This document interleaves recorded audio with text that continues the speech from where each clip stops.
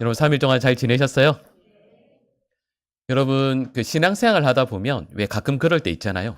예를 들면 앞에서 설교하는 목사가 있는데 가끔 그럴 때 있잖아요. 아, 이게 오늘 아니면 신앙생활 하면서 아, 나랑 목사님이랑 핀트가 조금 다르다라는 생각 혹시 들 때 있지 않으세요? 아, 좋은 교회군요. 그럴 때가 전혀 없으시군요. 근데 제가 이 말씀을 드린 이유가 뭐냐 하면 신학 공부를 하다 보면 특별히 저는 이제 성서학을 공부했는데 성서학을 공부하다 보면 그런 느낌이 들 때가 있어요. 왜 이것 가지고 고민하지? 신학자들이. 아니 그냥 이대로 믿음이 될 것 같은데 왜 이토록 서로 피 터지게 싸울까? 이런 생각이 들 때가 있어요. 그래서 여러분 이렇게 성사하는 게 별로 정신건강에 좋지 않은 것 같아요. 근데 여러분 제가 이 말씀을 드린 이유가 뭐냐 하면 성사학자들은 정말 피 터지게 싸우는, 여러분 진짜 말 그대로 피 터지게 싸우는 본문들이 있어요. 근데 그 본문 중에 하나가 어딜까요? 네, 오늘 본문이에요. 여러분 지난번에 말씀드렸지만 로마서가 1장부터 16장까지 있습니다. 근데 그 중에서 제일 어려운 장이 몇 장일까요? 아, 그죠. 7장입니다. 근데 7장에서 또 제일 어려운 장이 어딜까요? 그죠. 야, 오늘 본문이에요. 좀 전에 말씀드렸던 로마서 7장, 특별히 저희가 읽은 이 본문 말씀에서 학자들끼리 왜 그렇게 이제 서로 다투고, 이런 그것도 그냥 이름 없는 학자들이 서로 다투는 게 아니에요. 신약학 가운데에서도 정말 유명하신 분들이 서로 각자의 의견을 가지고 치열하게 다투는 본문이 이 말씀이에요. 근데 그 내용이 뭔가라고 했을 때 저희들이 볼 때는 그렇게 싸울 내용인가 싶은데 여기는 특별히 분명히 의미가 있겠죠. 근데 그 내용을 여러분 우리 화면에 보시면 오늘 본문 말씀을 3절, 2절 이렇게 해서 그 두 이제 장면으로 해서 나올 텐데 슬라이드로 나올 텐데요. 먼저 우리 첫 번째 슬라이드에 나오는 우리 노란색 부분만 우리 같이 해서 연속으로 노란색 부분만 쭉 같이 읽어보실까요? 같이 읽겠습니다. 나는 육신에 속하여 죄 아래에 팔렸도다.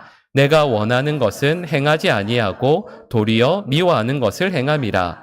내 속 곧 내 육신에 선한 것이 거하지 아니하는 줄을 아노니. 아멘. 자, 여러분 노란색에 나오는 부분들을 다시 한번 잘 머릿속에 떠올리면서 생각해보면 여기에서 나오는 나 혹은 내로 나오는 이 사람은요. 어떤 사람일까요? 여러분 이게 복잡하게 생각할 필요 없이 여러분 노란색 부분 다시 한번 보세요. 간단히 말씀드리면 이런 거죠. 14절 보니까 나는 뭐 아래에서 사는 사람이죠? 예, 죄 아래에서 사는 사람입니다. 그리고 두 번째 15절 말씀을 보면 내가 행하는 것이 있는데 그건 늘 내가 미워하는 거. 그러니까 여러분 이 미워하는 것은 어떤 뜻일까요? 안 좋은 거. 말씀하신 것처럼 죄 같은 것들을 의미하죠. 그리고 마지막에 18절 말씀에서 이야기하는 건 뭐죠? 내 육신에, 그러니까 내 삶에 선한 것이 하나도 없대요. 아예 없는 거예요. 여러분 그럼 여기까지 딱 생각을 먼저 해보고 그 다음 우리 슬라이드 한번 보실까요? 그 다음에 우리 19절과 24절 말씀을 연속해서 같이 읽겠습니다. 내가 원하는 바 선은 행하지 아니하고 오라 나는 공고한 사람이로다. 이 사망의 몸에서 누가 나를 건져내랴. 아멘. 여러분 앞에 저희가 3절 읽었고 방금 우리가 2절 읽었잖아요. 근데 여러분 좀 전에 설명했던 이 내용들을 여기 방금 읽은 2절을 요약해 생각해 보면 여기에서 지금 이 내용들을 쭉 말씀하고 있는 나는 여러분 다른 거 그냥 생각하지 말고요. 여러분 이 사람은 믿는 사람일까요? 안 믿는 사람일까요? 네, 그죠, 여러분. 그러니까 이게 확실히 다른 것 같아요. 여러분 읽으실 때는 이거 믿는 사람이 하는 고민이 아닌가라고 하지만 여러분 믿는 사람인데 그러면 구원받은 사람의 고민일까요? 믿는데 아직 구원은 못 받은 사람의 고민일까요? 확실히 다르죠, 그죠? 이게 신학자랑 진짜 달라요. 여러분 이 말씀을 보면서 신학자들이 이런 고민을 해요. 여러분 여기에서 말씀하는 나 혹은 그러니까 내가 이렇게 나오는 이 사람이 누군가. 근데 이 사람을 아무리 봐도 구원받은 그리스도인처럼 아무리 봐도 안 보이는 거예요. 여러분 이 말씀을 쓰고 있는 사람이 누구예요? 사도 바울. 아니 근데 사도 바울이 구원을 받았는데 지금 저희가 읽은 이 몇 절만 읽었는데도요. 이 말씀은 아니 구원의 자리로 들어오지 못한 사람이 하는 고민과 똑같지 않나. 아니 이건 안 믿은 사람이 하는 말과 똑같지 않나라고 하는 거죠. 정말 믿는 사람인가? 믿는 사람이 아니라 불신자의 고민 같은데. 그리고 또 이야기하면 아직 믿기는 믿어도 구원을 못 받은 사람의 말인 것 같은데. 그래서 학자들이 고민하는 내용이 이거예요. 이건 바울이 한 말이 아닐 것 같다. 이 바울에 해당되는 이야기가 아니다. 또 어떤 분들은 바울에 해당되기는 해당되지만 예수님을 믿어서 구원과 은혜의 자리로 나아오지 못한, 쉽게 이야기하면 회심 이전의 바울이 하는 고민이다. 이건 지금 바울이 할 고민이 아니다라고 이야기해요. 그래서 이 말씀들이 요 몇 가지 내용들을 가지고 이런 성서학자들이 어떤 사람인데요. 각자의 주장을 이렇게 딱 내세우고 그 다음에 여기에 해당되는 본문을 정말 놀랍게 찾아내요. 로마서 말씀뿐만 아니라 사도 바울이 쓴 다른 말씀들을 통해서 앞선 말씀들이 몇 가지 의견들이 확실하다라고 정말 대단한 대가들이 거기에 맞는 의견들을 쭉 서술해냅니다. 그런데 그 내용들을 제가 여기에서 다 말씀하기는 싫은, 그럴 필요도 없고 그럴 이유도 없죠. 근데 제가 이 말씀을 이렇게 보면서 깨달은 게 하나 있습니다. 찾아낸 게 있어요. 그게 뭐냐 하면 저희 한글 성경으로 보면 별로 표가 안 나지만 저희가 지난주까지 읽었던, 나누었던 두 주에 나누었던 말씀들은 특징이 있습니다. 그게 뭐냐 하면 시제가요, 과거형이에요. 근데 오늘 본문 말씀은 현재형입니다. 그러니까 14절부터 마지막 25절까지는 모두가 다 현재형입니다. 그리고 또 차이가 있죠. 앞부분 13절까지의 말씀은 주어가 뭐냐 하면 우리예요. 근데 14절부터는 주어가 누구냐면 아까 제가 말씀드렸던 것처럼 나라는 사람으로 대표되어 나옵니다.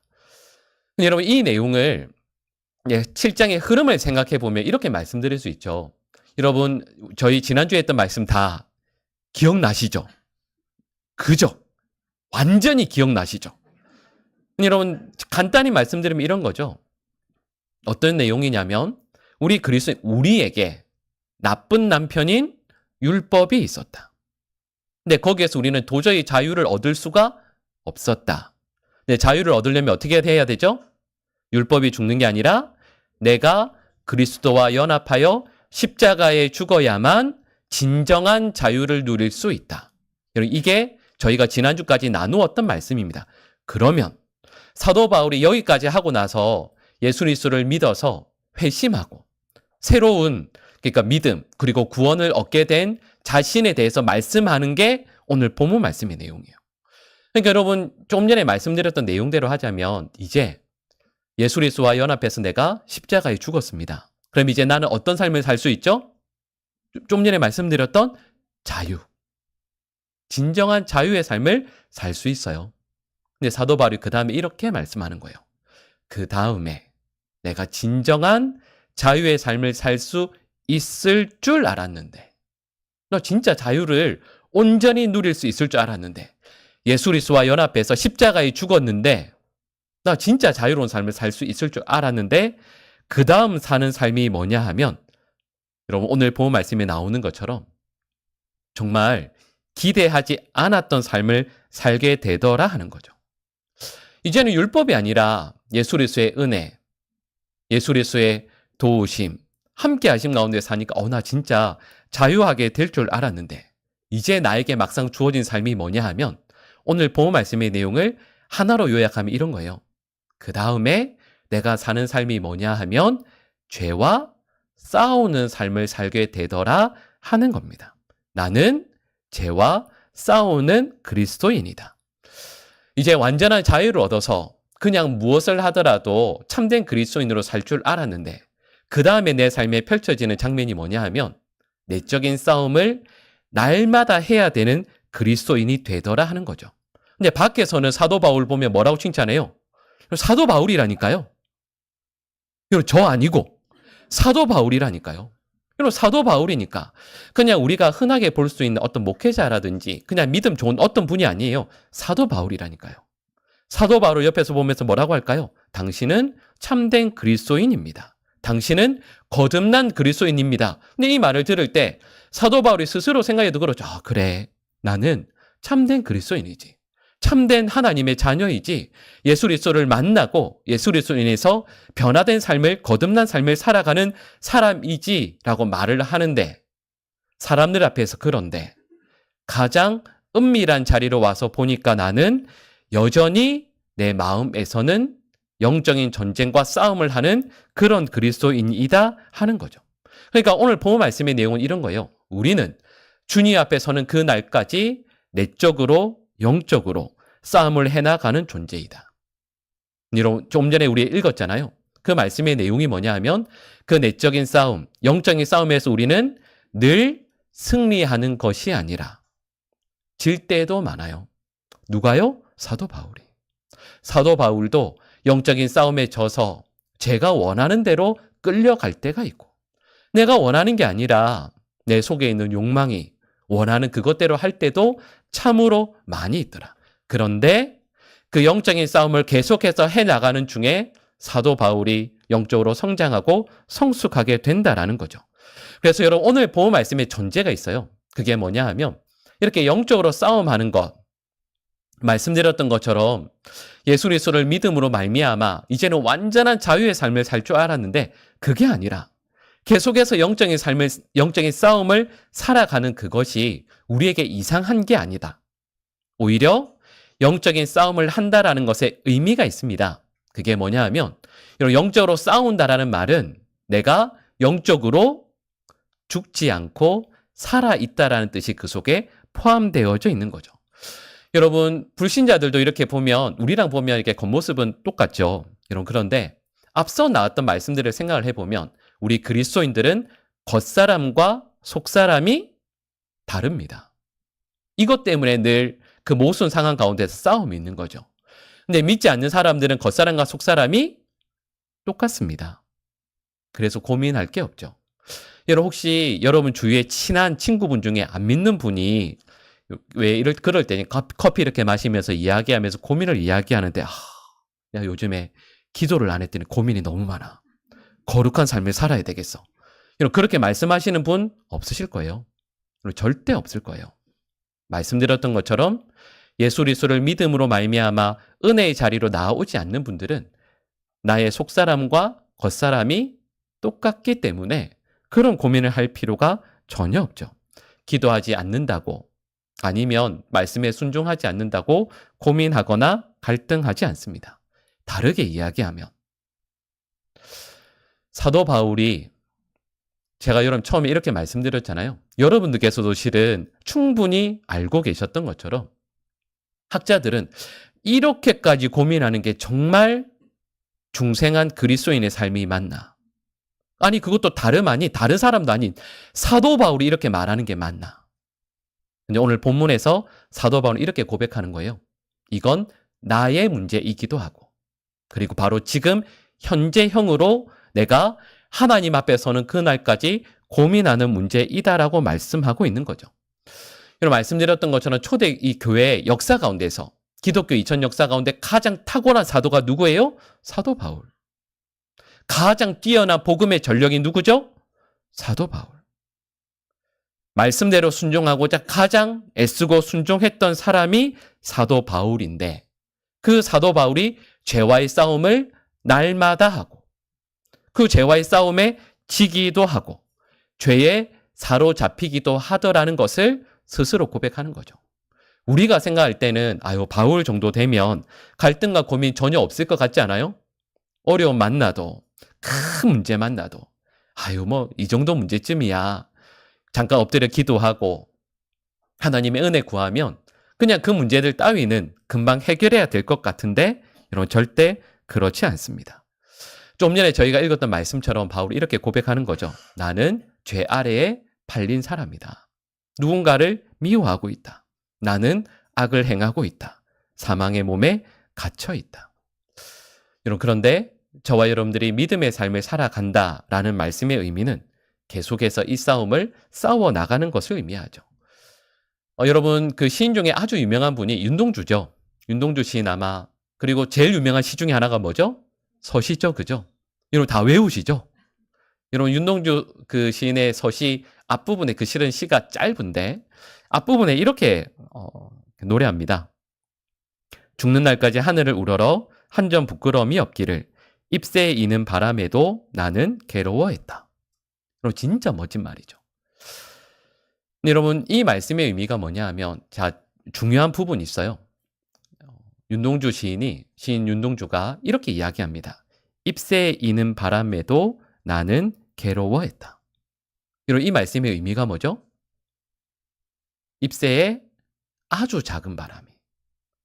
여러분, 나무에 바람이 부는 거 당연하죠. 어떤 때에는 나무 전체가 흔들릴 만한 큰 바람이 불기도 하죠. 아니면 나무 전체 큰 줄기는 아니라 할지라도 이 가지들이 흔들 만한 바람이 불 때도 있죠. 근데 윤동주는 뭐라고 이야기하냐면 잎새에 부는 바람도 아닙니다. 잎새에 아주 살짝 이는 바람에도 나는 괴로워했다라고 고백해요. 이 말씀의 의미가 뭘까요? 잎새에 있는 바람은 내 옆에 있는 사람은 아무도 모르는 바람이에요. 내 마음이 흔들린 걸 아무도 몰라요. 윤동주는 그것도 괴로워하는 거죠. 내 마음에 하늘을 가득 담고 있어서 그 하늘을 날마다 우러러보고 내 마음에 아주 조그만한 부끄러움도 없는 삶을 살기를 원했다. 이 말씀이 뭐겠어요? 이 내용을 성경적으로 이야기하면 이렇게 말씀드릴 수 있습니다. 죄에 민감한 삶요. 아주 작은 죄에 민감한 삶을 의미해요. 여러분, 제가 조금 전에 그 쭉 설명드렸던 내용이 뭐냐 하면, 여러분, 다른 사람이 아니잖아요. 사도 바울이잖아요. 근데 바울이 왜 그렇게 괴로워했을까요? 예수님 믿고 구원받은 사람이잖아요. 날마다 복음을 전하고 기적을 행하는 사람입니다. 가장 뛰어난 사도잖아요. 근데 그 바울이 아무도 없는 홀로 있는 그곳에서 늘 괴로워해요. 왜요? 내 마음에 있는 아주 작은 바람에도 괴로워하는 거예요. 왜냐하면 하나님께서 귀하게 쓰신 사람들은 모두 다 공통점이 있거든요. 그게 뭐냐 하면 죄에 민감한 사람들요. 여러분, 그것도 아시죠? 참 이게 아이러니하지만 의인은 하나님께 나아갈 수 없습니다. 오직 죄인만 하나님을 만날 수 있죠. 왜냐하면 이 땅에 의인은 한 명도 없기 때문입니다. 모두가 다 죄인이죠. 여러분, 그래서 예수님께서 누가복음에서 이렇게 말씀하시잖아요. 두 사람의 성전에 기도하러 갑니다. 바리새인과 세리요. 근데 이런 바리새인은 의로운 사람이라 말하는 사람인데, 스스로 고백하는데, 그 바리새인은 하나님을 못 만납니다. 왜요? 의인이라고 스스로 이야기하니까. 근데 참 이상하게도 세리가 하나님을 만납니다. 그리고 하나님의 의롭다 하심을 얻게 되죠. 오늘 본 말씀의 내용을 다시 한번 이렇게 적용할 수 있죠. 여러분, 학자들이 그렇게까지 고민하는 이유가 뭐라고요? 바울이, 다른 사람 아닌 바울이 이렇게까지 고민하는 게 맞나? 근데 여러분, 이렇게까지 고민하는 게 맞는 거예요. 여러분, 그러면 우리는요? 여러분, 우리는 잎새에 있는 바람 정도 따위는 바람은 늘 부는 거잖아요. 그죠? 어제도 불고, 오늘도 불고, 내일도 많이 불 텐데, 잎새에 살짝 있는 바람 따위 괴로워할 이유가 뭐겠어요? 사도 바울은 내 삶에 있는 아주 작은 죄의 바람에도 하나님 앞에서 그렇게 괴로워하는데, 아무리 성서학자들이 봐도 이건 그 사도 바울이 고백하는 내용이 아닐 것 같은데, 여러분, 그것에 괴로워하는 사람이 진정한 성도라는 거죠. 우리도 그래요. 여러분, 어떤 사람이 믿음 좋은 사람일까요? 여러분, 우리 곁에 있을 때 보면서 저분이 의인이다. 여러분, 그분이 믿음이 좋은 게 아니라, 물론 좋을 수 있죠. 하나님께서 인정하시는 성도는 바울이 그랬던 것처럼 하나님 앞에서 늘 괴로워하고 아파하고 늘 통곡하면서 은혜를 구하는 사람이에요. 여러분, 그래서 오늘 그 사도 바울이 이렇게 말씀합니다. 우리 오늘 본문 22절과 23절 말씀을 우리 같이 한번 노란색 부분을 같이 읽어보실까요? 내 속사람으로는 하나님의 법을 즐거워하되 내 지체 속에서 한 다른 법이 내 마음의 법과 싸워. 아멘. 여러분, 여기에 공통점이 있죠. 여러분, 사도 바울이 스스로 이렇게 괴로워하는데, 사도 바울이 그냥 죄인이라서 고백하는 게 이렇게 아파하는 게 아니에요. 죄인, 한편으로 맞아요. 죄인이죠. 근데 또 다른 한편에 뭐가 있죠? 여러분, 방금 읽은 22절 말씀을 보면 속사람으로는 하나님의 법을 즐거워해요. 한편으로 나의 영혼이 하나님의 말씀, 하나님의 법을 정말로 즐거워합니다. 23절 말씀을 보면 다른 법이 내 마음의 법과 싸워요. 어떻게 해서든 하나님의 말씀을 붙들고 나의 죄악된 욕심과 끝까지 싸우는 거예요. 그러니까 이런 말씀드렸던 것처럼 사도 바울이 그냥 죄인이 아닌 거예요. 우리가 생각하는 그냥 사도 바울이 그냥 다른 사람과 똑같은 그냥 죄인이지, 그게 아니라 그냥 죄인이면 하나님의 구원을 받고 은혜를 받는다는 뜻이 아니라, 맞아요, 죄인이죠. 다른 한편으로는 하나님의 말씀을 지극히 사모하고 이 영적인 싸움을 계속해서 싸워나가고 포기하지 않는, 그래 하나님 앞에 서는 그날까지 이 싸움 끝까지 싸워나가야지, 그 사람이, 그 성도가 하나님의 은혜를 진정으로 갈급해하게 되고 소망하게 된다라는 거죠. 이렇게 포기하지 않고 영적인 믿음의 싸움을 하는 이들의 고백이 있어요. 오늘 본문 말씀의 설교의 제목이기도 하죠. 우리 이어지는 24절 말씀을 우리 같이 한번 읽어보실까요? 오라 나는 공고한 사람이로다. 이 사망의 몸에서 누가 나를 건져내랴. 아멘. 이 말씀에서 사망의 몸이라는 단어가 나오잖아요. 우리 생각할 때 사망의 몸이면 내가 죽을 몸이구나 생각할 수 있지만, 이 사망의 몸이라는 건 제가 읽었던 이전에 어떤 그 주석에서 이렇게 설명을 해놨어요. 이 사망의 몸이 뭐냐면 이런 겁니다. 로마의 사형법 중에서 여러 가지 것들이 있잖아요. 근데 그 중에 하나가 뭐냐 하면 여러 십자가도 있죠. 근데 그 중에 하나가 이런 겁니다. 사형시킬 사람이 있잖아요. 근데 이 사람을 누구와 함께 묶어놔요. 근데 그게 누구냐면 죽은 시체. 시체랑 이렇게 묶어놔요. 그러면 어떻게 될까요? 그 시체에서 나오는 진물, 시체에서 나오는 온갖 세균 때문에 이 사람이 죽습니다. 근데 아주 오래 걸려요. 최소 1달에서 2달까지 걸립니다. 서서히 죽게 만드는 거예요. 이런 사도 바울이 사망의 몸이라고 했을 때 이걸 왜 염두에 두고 썼을까요? 이런 분명히 살아있죠. 이 싸움을 계속하는데 살아있는 것 같죠. 그런데 내가 죽을 수밖에 없는 존재라는 걸 고백하는 거예요. 근데 여러분, 여기까지 말씀을 드리면 사도 바울이 이렇게 절망하면서 하나님 앞에서 이렇게 절망해하며 한숨을 푹 쉬는구나라고 할 수 있는데, 여러분 혹시 아까 저희가 본문 말씀 읽으시면서 로마서 말씀 분위기가 확 바뀌는 거 혹시 느끼셨어요? 우리 오늘 본문 마지막 절 25절 말씀을 우리 같이 읽겠습니다. 예수 그리스도로 말미암아 내 자신이 마음으로는 하나님의 법을, 육신으로는 죄의 법을 섬기노라. 아멘. 조금 전까지 이 사도 바울이 한숨을 푹푹 내셨거든요.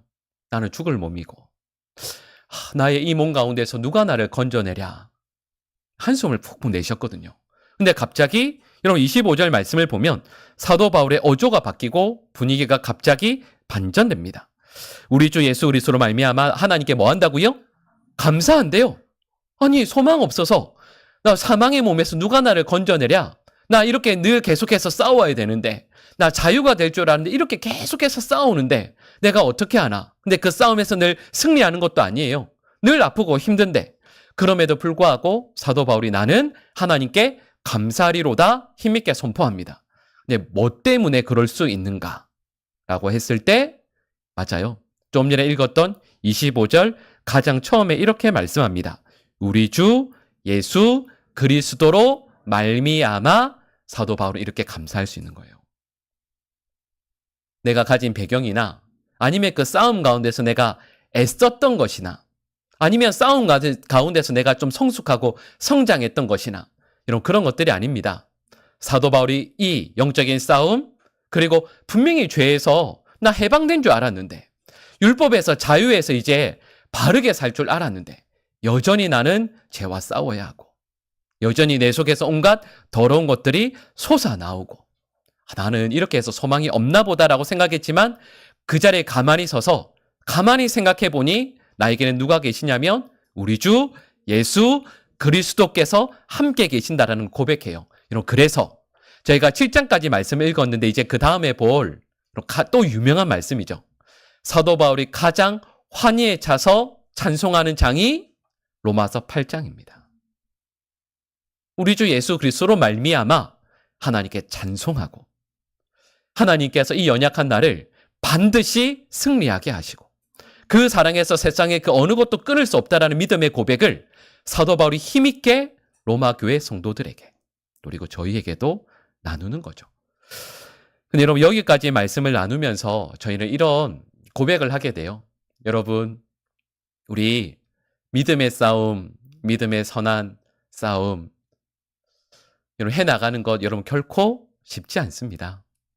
여러분 하지만 우리 주님께서 반드시 도와주시고 하나님 앞에 이르는 그날까지 우리의 삶에 승리도 허락해 주시지만 비록 패배하고 어렵다 할지라도 누가 이 패배한 가운데에서 좌절한 가운데서 누가 나를 건져내랴 좌절해서 낭망해 있을 때 우리 주 예수 그리스도로 말미암아 우리는 반드시 기쁨과 승리의 창가를 부르게 될 것입니다. 여러분 그 예수님 믿고 저에게 주신 삶을 믿음으로 살아갈 수 있는 여러분 말씀드렸던 것처럼 이 싸움은요 평생 해야 돼요. 제가 이전에 섬기던 교회 한 그 권사님이 계셨는데 친한 권사님이었는데 참 훌륭한 분이었거든요.